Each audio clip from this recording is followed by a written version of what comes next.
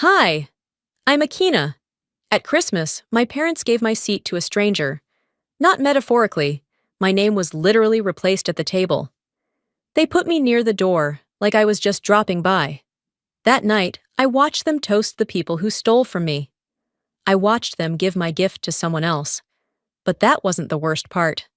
The worst part was realizing they'd been rewriting the story for years, quietly cutting me out of everything, my savings, the will, even the family photo wall. And when I finally stepped back, they didn't apologize. They deleted me. But what happens when the one you erase has the receipts and finally decides to use them? It was Christmas Eve in Savannah, and the wind didn't care about holiday spirit. It slipped beneath my coat collar like a thief, sharp and deliberate, even though I'd layered up. Zadie, my daughter, held my hand tight. Her other arm clutched a tinfoil-covered casserole dish, mac and cheese, extra breadcrumbs, because I remembered who liked it that way. We stood outside my parents' house for longer than we should have. No porch light, no welcome sign, no bark from the neighbor's dog like when I used to live here. Just the sound of our shoes scuffing the steps and the slight tremble in Zadie's breath as she said, "Maybe they're busy." I rang the bell, waited. Nothing.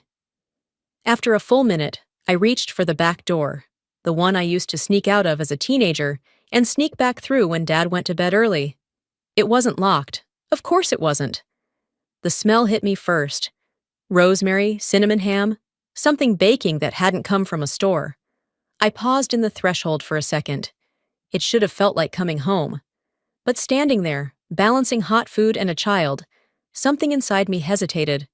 The kind of hesitation that didn't come from nerves, but recognition. Like my body already knew something my head didn't want to admit. No one looked up. My mother, Clarabelle, was at the counter, folding cloth napkins into hard little triangles. Maris, my older sister, was laughing too loud at something her best friend said. Dad stood by the living room window, swirling bourbon in his hand, like he'd just walked off a Southern novel cover. No one asked why I'd come in through the back. No one asked how I was. I set the dish down quietly and brushed snow from Zadie's shoulders. "Hi," I said, voice too soft. "We brought dessert." Clarabelle didn't stop folding napkins. Maris turned her head slightly, then went right back to whatever she was whispering. I waited another beat before stepping closer. "We brought mac and cheese and that cranberry pie you like." "Oh," Clarabelle finally said, not turning. "We thought you might not come this year." My stomach folded the same way those napkins did. I confirmed with Maris 2 weeks ago. Maris looked up now. "Right. It's just been so crazy lately. You know how the holidays are." I didn't respond. I helped Zadie out of her coat and looked toward the dining room. That's when I saw it. 12 seats, all dressed with silver-rimmed plates, linen napkins, and handwritten name cards, Maris's handwriting, loopy and deliberate, like always. I scanned for mine. Maybe I missed it. Maybe I'd find it on the far end, near the kids' section, if they even had one. Nothing. Instead, right next to the entryway where Boots dripped water onto the mat, I saw it. A small wooden stool, the kind you use when you need to reach the top cabinet. On it sat my name, folded into a tent card, right beneath the thermostat, next to the coat rack, where guests dropped scarves and dogs shook off snow. "Mommy," Zadie whispered, tugging my sleeve. "Why aren't we sitting at the big table?" I glanced toward the long mahogany piece that I used to polish every Thanksgiving. Maris's friend, the one who divorced last year, was sitting in the spot I used to fill, right beside Dad. Her cardigan was draped over the back like she owned it. Clarabelle must have noticed us staring. "We figured it'd be easier for you and Zadie, near the door in case she gets fussy. The seat's right there." She didn't say it unkindly. That almost made it worse. Zadie looked up at me, confused but quiet. Her fingers were still clutching the edge of her sleeve. I could see the worry behind her big brown eyes. The same look she gave me when I picked her up late from aftercare, and she thought maybe I forgot. I knelt down, brushing her hair behind her ear. It's okay, baby. Let's just get settled. I said it like I believed it. I didn't. We sat on the stool, the draft from the door wrapped around us like we didn't belong. I helped her unwrap the tinfoil from the casserole, still warm, untouched. The room buzzed with voices and laughter, familiar, but not meant for me. The fireplace crackled from across the room, but the heat never made it to where we sat. Zadie nibbled on a roll someone handed her. I sat still, watching the others laugh, pass dishes, take photos with people they'd only known since Easter brunch. No one asked how my job was going. No one asked how the move went after I'd been forced to downsize post-divorce. And I didn't expect much, but I had expected something. Even silence used to feel like shared history. This felt like removal. I used to set that table, every year. Used to help Maris pick out centerpieces. Used to drop extra cash into Clarabelle's account when she said the light bill had gotten a little tight after Dad's surgery. Used to carry things, quietly, without receipts. I counted. 1 casserole, 1 child, and 0 acknowledgement. Zadie leaned into my shoulder, resting her head there. "Are we gonna stay long?" she whispered. I looked around the room again, the family I used to fight to hold together, too busy laughing with everyone but me. "Not too long," I said. I didn't squeeze her hand, not yet. We lingered at that tiny stool near the door until Zadie's legs began to swing slowly beneath her, a quiet signal that she was done sitting but didn't know where else to be.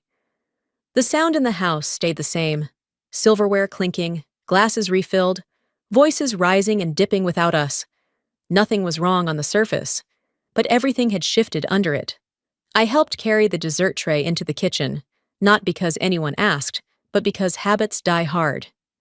Maris was leaned up against the counter, telling her friend about a rental property she and Lazaro were eyeing in Destin. 2 blocks from the beach, she said, laughing. "We'll Airbnb the crap out of it when we're not using it." Her friend nodded, like they were in on a secret the rest of us didn't qualify for.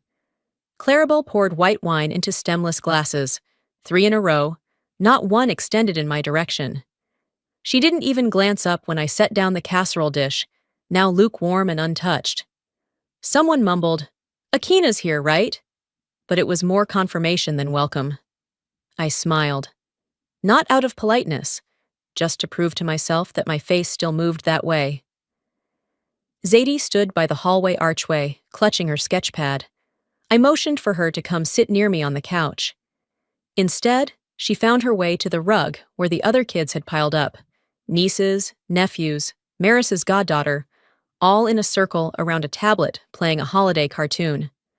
I should have known better than to think it would go unnoticed when she wasn't called by name. Clarabelle passed out hot chocolate in matching red mugs. She handed one to every child. When she reached Zadie, she paused, mug in hand. "Did Zadie even send a list this year?" she asked with a furrowed brow, turning slightly toward Maris. "She did," I said quickly. "I emailed it to you Thanksgiving weekend." "Oh," she said, blinking. "Maybe it got lost in the shuffle. You know how these things go." Zadie looked up from the rug, trying not to show she was listening, but her hand stilled over her coloring.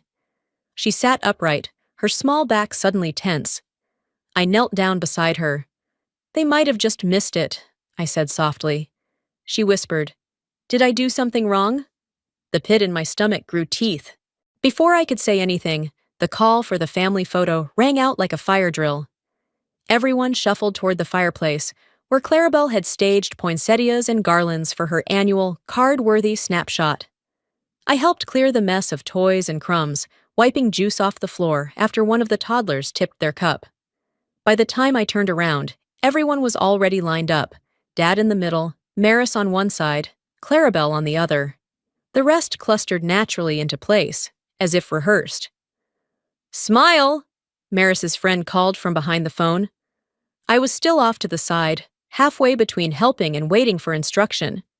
No one called for me, so I stood there, just out of frame. "Don't worry, we'll take another one later," someone said absently, but they didn't. A few minutes later, I saw the picture posted on Maurice's social media. The caption read, "Bickford family, whole again." Zadie was not in it. Neither was I. Dinner began not long after. The roast came out, the rolls were passed, and laughter filled every inch of space except the corner where Zadie and I sat with our plates in our laps. I didn't realize what was missing until the gifts were brought out. The kids formed a loose semicircle around the tree. Laughter rose as the name tags were read aloud, and colorful bags changed hands. Zadie kept glancing at me, smiling each time another kid got a gift. Her name wasn't called. I watched Clarabelle reach for another package, glance at the tag, then at Zadie, and pause. "I think we might have missed one," she said, almost convincing herself. "She didn't write a letter this year, did she?" "She did," I said.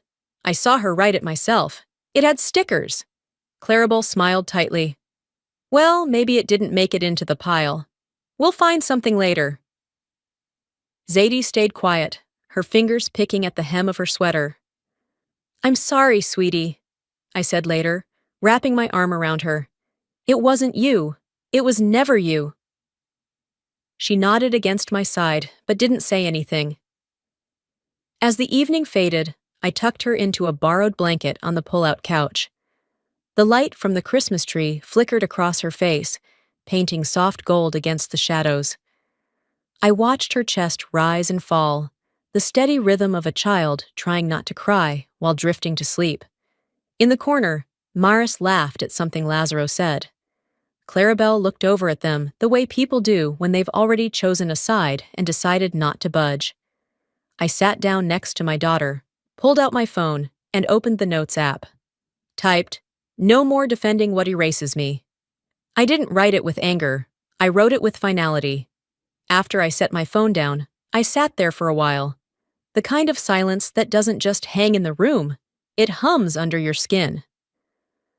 Clarabelle and Maris were still talking near the fireplace, their voices low but bright, as if joy was something they could perform on cue. I stood, slowly, careful not to wake Zadie, and walked to the kitchen for a glass of water I didn't really want. The faucet hissed like it was irritated to be needed. As I drank, I let my eyes drift across the space. The polished counters, the worn holiday towel from years ago still hanging near the oven handle, the fake poinsettia arrangement Maris had bought last season because it photographed better. Everything was familiar, but none of it felt mine anymore. It hit me then, all at once. How much I had done for these people. How little of it had names on it. My name, to be exact.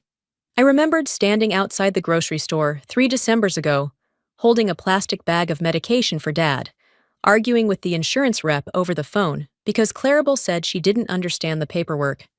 I had paid the invoice on the spot, from the only bonus I'd gotten that quarter. Not a thank you, just a follow-up call a week later, asking if I'd checked on the electric bill too. Back then, it didn't even sting. I chalked it up to family. You give, you help. You don't keep track. Until they do. Of what wasn't yours to begin with.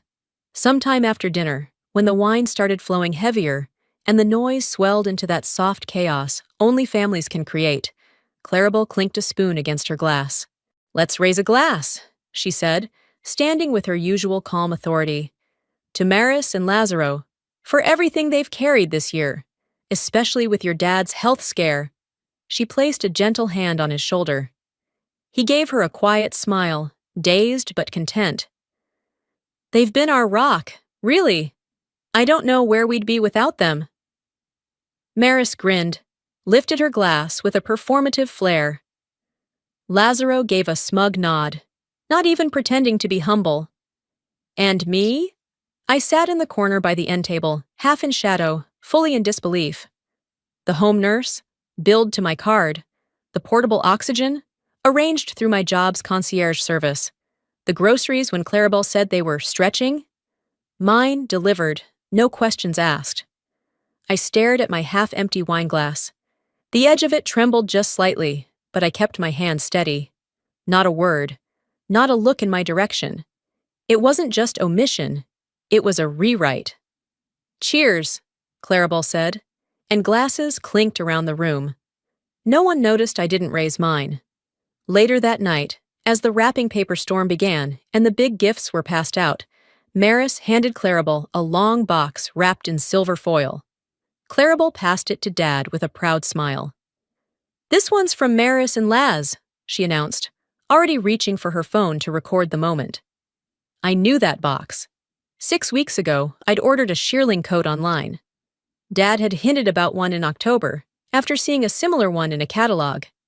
I'd saved for it, tracked shipping twice, and wrapped it myself with a handwritten card that read, "To the man who taught me loyalty before words. Merry Christmas. Akina." Dad tore into the paper like a kid. "Now this," he said, holding it up. "This is sharp.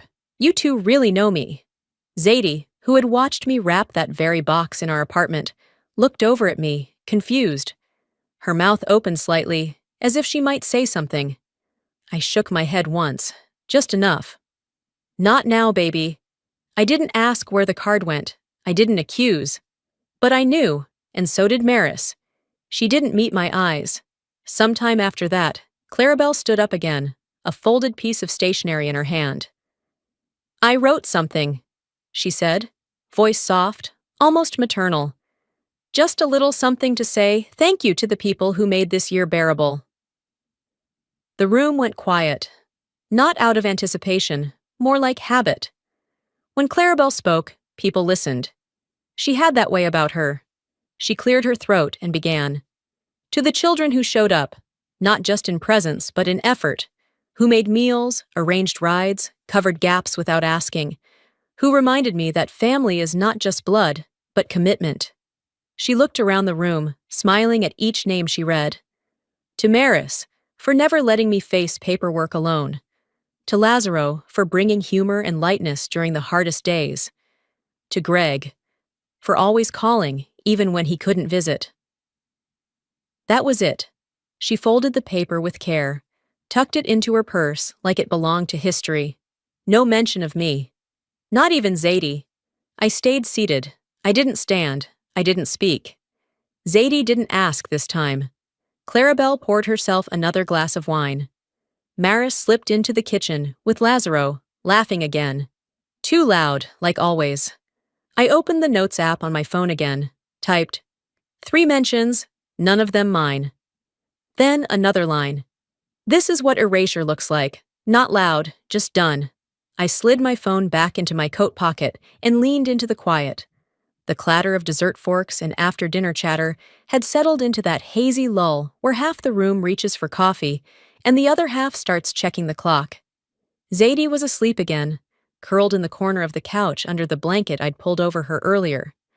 Her small body rising and falling steadily was the only rhythm I trusted in that house. The first wave of guests, Maris's goddaughter and her parents, started bundling up by the door. Scarves, boots, plastic containers full of leftover pie.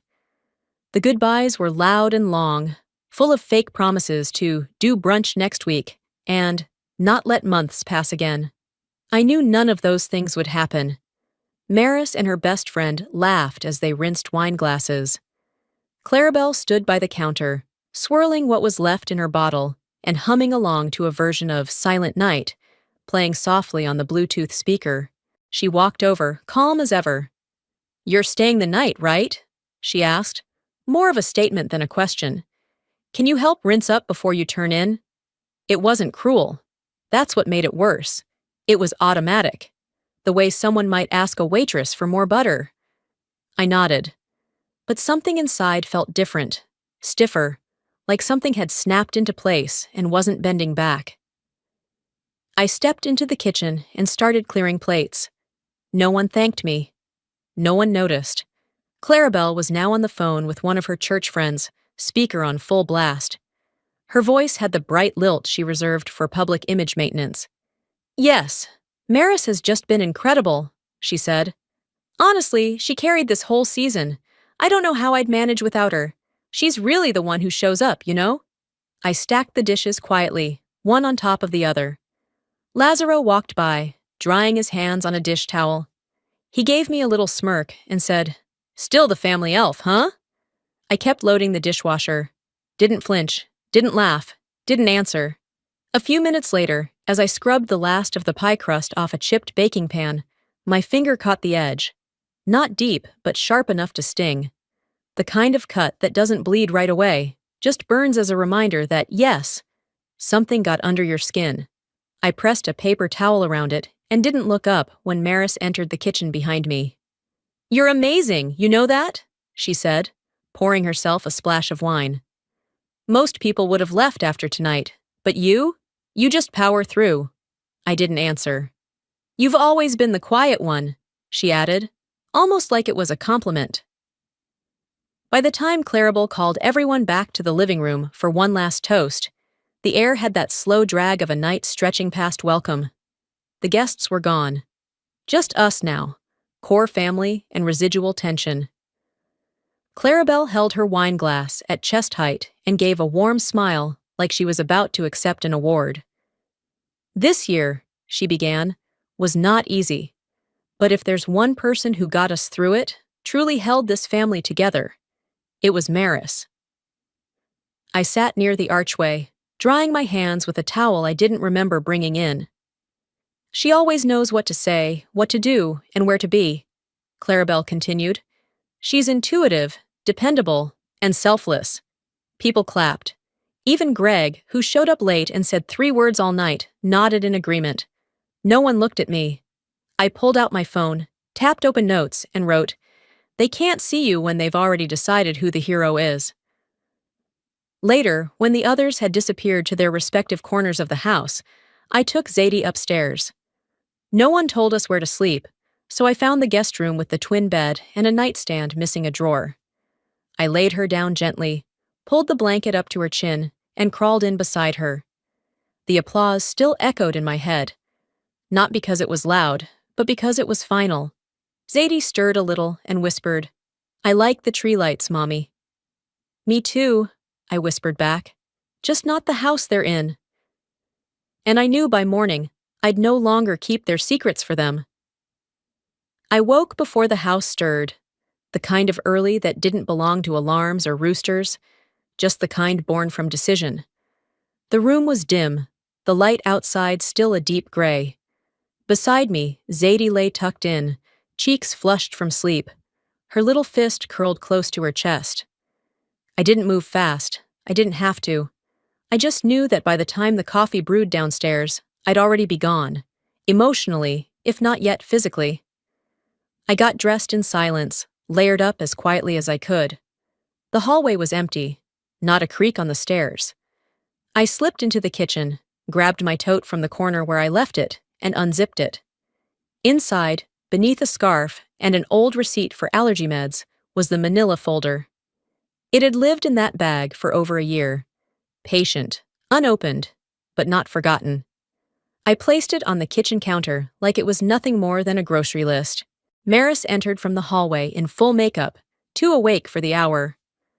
"You're up early," she said, pouring herself a glass of orange juice. "Still playing Santa?" I smiled, but not at her. "Just tying up loose ends." Breakfast started 20 minutes later. Clarabelle stood at the stove scrambling eggs. Maris set the table. Dad sat in his usual seat with the newspaper folded neatly beside him, even though he hadn't read the fine print in years. I waited until the plates were filled, the napkins unfolded, and the silence was comfortably boring. "This will be the last holiday I contribute anything," I said. Not loud, not dramatic, just honest. Clarabelle looked up from her eggs, blinked. "Sorry?"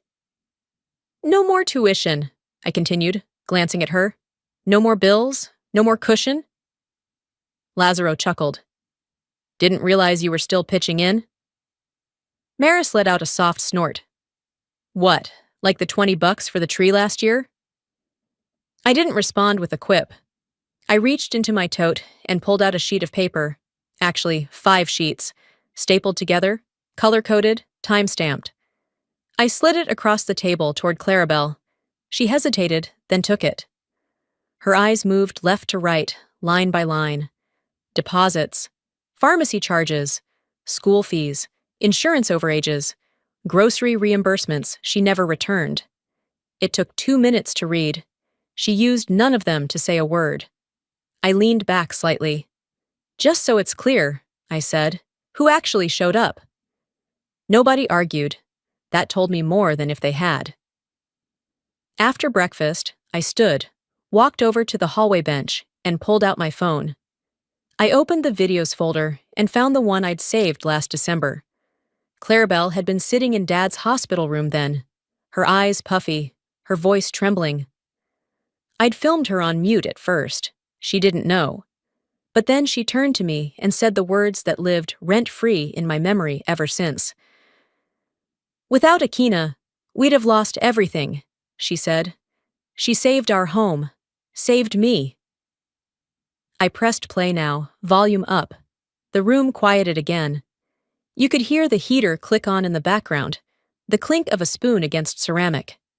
Clarabelle's voice from the video filled the space. "She's the only one who figured out the insurance.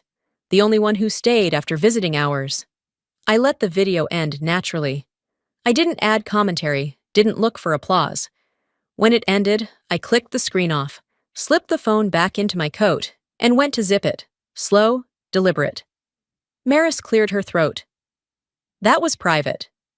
"No," I said. "It was unspoken. There's a difference." Clarabelle didn't say anything, just reached for her cup again. Her hand trembled a little.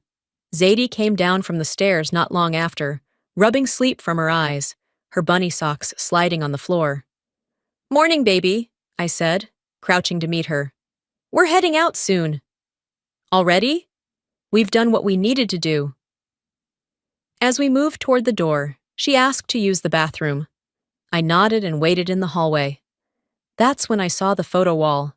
Birthday parties, vacations, cookouts, Maris and Lazaro in different outfits, year after year. Clarabelle in front of the hydrangeas, Dad asleep on the recliner, Zadie as a toddler in someone else's arms. Frame after frame of a family I supposedly belonged to, and not one with me in it. Not a single photo. I stepped back, just one pace, enough to see the wall from a distance. Zadie came out and grabbed my hand. "Ready?" she asked. "Yeah," I said. "Let's go." I didn't slam the door when I left, but they heard it close anyway. By the time we pulled the car out of the driveway, the frost on the windshield had started to melt. I didn't blast the heat. I let the silence sit between us, same way it had all morning inside that house. Zadie held a candy cane she hadn't eaten, rolling it slowly in her palm like she was waiting for a reason to keep it. We didn't drive far, just to the gas station, where I topped off the tank and let her run inside to use the bathroom. I sat there, hands on the steering wheel, staring ahead at nothing. Clarabelle hadn't called. Maris hadn't texted. They didn't need to. I'd made my position clear. I was out. Or so I thought. When we returned later that afternoon, because Zadie had forgotten her sketchbook and begged to retrieve it before heading back home, the energy had shifted. The kitchen smelled like reheated ham, the kind that lingers just enough to remind you that joy was had and you weren't invited to it. Clarabelle caught me near the door, half smile in place. "About what you said yesterday," she began, voice sweet but measured. "Are you sure you're not, maybe reacting a little strongly?" "I'm not reacting," I told her, steady as the tile beneath me. "I'm realigning." From the hallway, Lazaro called out, "Don't stress it, Akina. We'll all laugh about this in a week." It wasn't funny. I headed to the den where Zadie's things were. That's when I passed Clarabelle's home office. The door was cracked, the desk lamp still on, papers neatly stacked in that compulsive way she always arranged everything. I shouldn't have looked, but I did. The top sheet of the file was labeled Revised Estate Plan, bolded, dated last month. I flipped it open just enough to scan the beneficiaries. Maris, Lazaro. Then a line for the lake house, our family's property upstate, a place I was once told would be mine. My name? Absent. Clarabelle entered behind me without a word. I didn't flinch, didn't turn. "You're not even in the same state anymore," she said, as if that explained theft. This just made more sense. "I'm in this family," I replied. "Or at least I was." She didn't apologize. She didn't offer anything, just moved past me, hand on the folder, ready to tuck it away like all things she preferred hidden. We left not long after. I didn't say goodbye to anyone. I didn't look back at the dining room, or the ornaments, or the wrapping paper still strewn across the floor like evidence of joy. That night, when we returned, because plans had changed, because Clarabelle insisted Zadie stay for tradition's sake, I found a handwritten note taped to the door of the room we were meant to sleep in. Laundry room, temporary guest space. There wasn't a bed, just a thin mattress folded over the dryer. A sheet, no pillows, no lamp, no window. Zadie stood in the doorway, holding her stuffed bear like a question. "Is this our fault?" she asked. "No, baby," I said, kneeling down beside her. "This is what people do when they want to punish someone without looking like they are." I laid her down gently, placed the blanket over her, and then sat beside the washer. The rumble of the pipes in the wall was louder than usual, like the house was tired of itself. I pulled the manila folder from my tote bag and spread it across my lap. Medical receipts, bank transfers, printed emails with Clarabelle's subject lines. "Just a little short this month." And, "Any chance you could cover this too?" I wasn't looking for proof. I already had it. I was looking for the nerve to do something about it. The next morning, I sat at the breakfast table while everyone else fluttered around, pretending nothing happened. Dad flipped pages of the newspaper he couldn't read. Maris gushed about some new brand deal she was working on. Lazaro made jokes about holiday calories. Clarabelle, as always, played referee through it all. She didn't say a word to me. So I said one to her. "You already wrote me out of your will," I said flatly. "Now I'm writing you out of my peace." Maris looked up from her phone. "You're being dramatic," she scoffed. I didn't lift my head. "You're just not used to me having lines. That's not the same as me not having them." Nobody replied. Zadie reached for my hand under the table, gave it a squeeze. This time, I squeezed back. I stopped being a participant in their story. I became the editor of mine. 2 days passed. We were home. I'd washed every piece of laundry that smelled faintly of their house, even the blanket Zadie clung to on the ride back. It wasn't about the scent. It was about what stayed in the fibers, what lingered between the threads. I folded it anyway, put it in the hall closet, closed the door. That morning, I opened my laptop to check my accounts. It was routine. I'd done it for years, more out of habit than worry. But this time, something felt off before I even clicked anything. The tab spun longer than usual, like the system itself was stalling. The number on the screen wasn't a typo. 12102s. I blinked. Refreshed. Looked again. Still there. My savings account, which had held over $92,000. Gone. Every last cent pulled out in small, consistent withdrawals. I scrolled through the activity log, my fingers stiff. All transfers labeled family reallocation or shared emergency use. Dates stretched back 3 months, and every single withdrawal was authorized through a linked device, Clarabelle's tablet. I called the bank. The rep, cheerful and efficient, confirmed my identity and walked me through the details. Yes, the device was on the profile. Yes, the routing number matched. And no, technically, there had been no breach. Just authorized family access from a shared history. "You're still the account holder," she said brightly, like that was consolation. But the account had already been gutted. I didn't cry. Not then. I closed the laptop and sat with my hands in my lap, staring at the wall across from me. It had been one thing to be forgotten, ignored, erased from cards and thank yous. It was another to be robbed by the very people who once said, "We're all in this together." Later that day, I messaged my cousin Dina. She and I had always exchanged New Year's cards. I asked if she was going to the family brunch Clarabelle usually hosted the Sunday after Christmas. "Didn't you see the invite?" she replied. I checked my inbox. Nothing. No calendar notification. No group text. I scrolled through the family thread. Gone. I had been removed from the conversation entirely. Not archived, not muted, removed. I stared at the screen for a long moment. Then I messaged Maris directly. "Looks like I'm out of the loop," she replied almost instantly.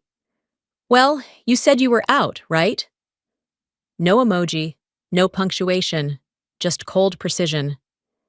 Not long after that, I got an alert on my phone from the backup bank account I had once set up for emergencies, back when Dad was recovering from his stroke, and Clarabelle claimed they needed a buffer just in case.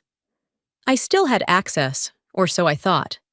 The alert said, "Changes made to shared access permissions."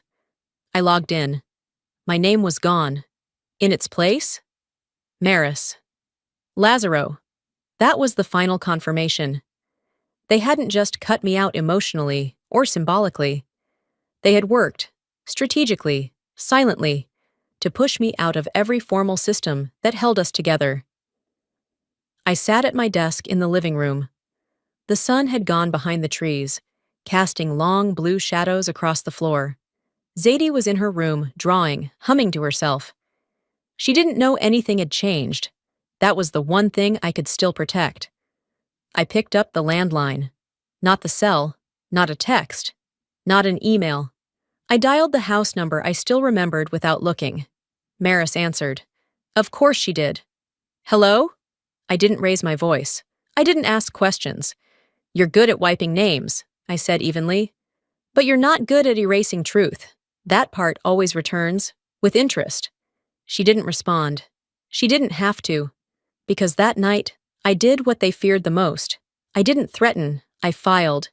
2 days after the call, I sat across from a woman named Deborah in a modest law office in downtown Savannah. Her desk was clean but lived in, with a jar of peppermint candies between us and 2 framed photos behind her. One of her dog, one of her daughter graduating law school. She didn't offer me coffee. I appreciated that. "I've seen a lot," she said, flipping through the folder I'd handed her. "But your documentation is one of the cleanest I've come across. Detailed, dated, and emotionally removed. That last part matters in court." I said nothing. She looked up over her glasses. "Do you want to try mediation first?" "No." "Okay," she said, tapping her pen once against the folder. "Let's file." She outlined the basics: civil fraud, misuse of jointly accessed accounts, and restitution. She didn't ask me to relive every detail. I think she could already see it in the paper trail, the pattern, the timing, the precision of betrayal. It took all of 15 minutes. After signing the final page, I leaned back in the chair and exhaled through my nose. It wasn't relief. Not yet. Just a shift. Deborah slid her copy into a manila envelope. "They're going to be surprised." I looked her in the eye. "I'm counting on it."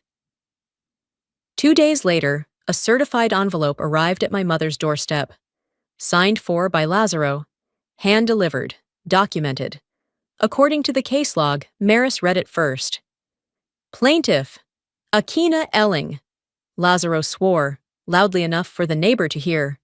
Clarabelle didn't raise her voice. She didn't even ask what it said. She walked into the dining room, picked up her phone, and began deleting every picture she had of me. Just like that. Like it was an app you uninstall. Not long after, I received a voicemail. From her. No apology, just, "Call me if you want to fix this." I didn't return it. Instead, I opened a different drawer. One I hadn't touched in months. It held every receipt I'd ever kept out of instinct. Hospital discharge forms, Walgreens pharmacy notes with my signature, notes scribbled during calls with insurance reps, emails Clarabelle forwarded to me with subject lines like, "Please help again," and "One last time, I promise." There were over 60 of them. I scanned them in batches, labeling each PDF. I highlighted totals, circled key phrases. This wasn't vengeance. This was verification. I used to think keeping proof made me petty, but I realized it made me prepared. They'd mistaken my quiet for consent. That was their mistake. Later that week, I uploaded everything into a secured cloud folder. My lawyer smiled when I told her I'd organized it by category. "I knew you were sharp," she said, "but you're making me look lazy." I told her it was easy to track people when they never expect you to. That weekend, the ripple effect began. Cousins I hadn't spoken to in years started texting me. Short messages, some cautious, some genuine. I didn't know. Are you okay? We always felt like something was off. I didn't respond to most of them. Not because I was bitter. I just wasn't building a support group. I was building a boundary. Then I saw Maris's Facebook post. White background, black cursive font. That vague emotional tone designed to stir sympathy without specifics. Family doesn't sue family. Some wounds never heal. But the betrayal still hurts. The comments were full of people validating her. I didn't comment. I didn't like it. I bookmarked it. Because I wasn't finished yet. I hadn't even opened the last folder. The folder stayed on my desk until spring. I didn't rush to open it. It wasn't waiting to hurt me, and I wasn't afraid of it anymore. We just sat with each other for a while, like two people who had already said all they needed to say. By June, it was over. The court awarded me a partial restitution, $68,000. Not everything I lost, but more than I expected. Enough to cover what mattered and let go of what didn't. The real victory wasn't the number. It was the silence that followed. A silence not built on fear or exclusion, but on completion. Nothing left to prove. Maris lost two of her biggest design clients within a month. One of them had seen the lawsuit filing online, public record. The other just felt like the timing wasn't right. Clarabelle had tried to smooth it over, called in a favor from a church friend who worked in PR. But a reputation built on image has nowhere to hide once the image cracks. Lazaro, it turns out, had been sloppy. A flagged audit exposed inconsistencies in one of his side businesses, which wasn't much more than invoice shuffling and tax loopholes. His credit lines froze. The next round of investment funding? Gone. None of this came from me. I didn't report anyone. I didn't leak anything. The truth, once pulled from silence, walks on its own. One afternoon in July, I checked the family group thread on instinct. Still gone, still blocked. Then I saw the email. From Clarabelle. Subject line. We didn't mean to hurt you. I didn't open it. You don't open the door again just because someone finally knocks. Zadie and I moved that same week. Nothing grand. A small duplex outside downtown Savannah. It had creaky floors and a front porch too shallow for real chairs. But the sunlight hit just right in the mornings, and the kitchen felt like it belonged to someone honest. We painted Zadie's room together, lemon yellow. She picked it, said it felt like the color of starting over. There's a new drawing on our fridge now. 3 stick figures. Me, Zadie. A small cat she insists will adopt this fall. Above it, in purple crayon, Mom plus me, home. We go to the farmer's market every Saturday. Sometimes we run into people from the old church. Sometimes they say things like, "We miss seeing you around," or "Hope your mom's doing okay." I smile, keep walking. Zadie never asks about the lawsuit, not directly. But one morning, while we were both eating cereal on the porch, she looked up and said, "You think we'll ever go back there?" I didn't pretend to misunderstand. "No, baby, we're not meant to." She nodded like she already knew that. Later that day, I received a Zillow alert. Out of habit, I clicked. The old house was listed. For sale. The photos were bright and overly staged. Everything about it looked designed to forget. But the living room shot? The one that showed the wall where our family pictures used to hang? It was bare. The same space that once excluded me, now excluded everyone. That wall had been a declaration. Now it was drywall. I closed the listing. Didn't save it. Healing doesn't need reminders. Just room. Most nights now, I sit by the window while Zadie sleeps, and I watch the street stay quiet. Not lonely. Just quiet. It's taken me years to understand that freedom doesn't always roar. Sometimes it sits with you at the table you built yourself, in a house no one else claimed, and simply refuses to explain itself. They can say I was too cold, too distant, too much. But I know what I was. I was consistent. I was generous. And when I saw the damage, I didn't yell. I just stopped handing them the tools. You don't owe people the version of you that keeps their stories clean. You owe yourself a life that doesn't hurt just to stay in.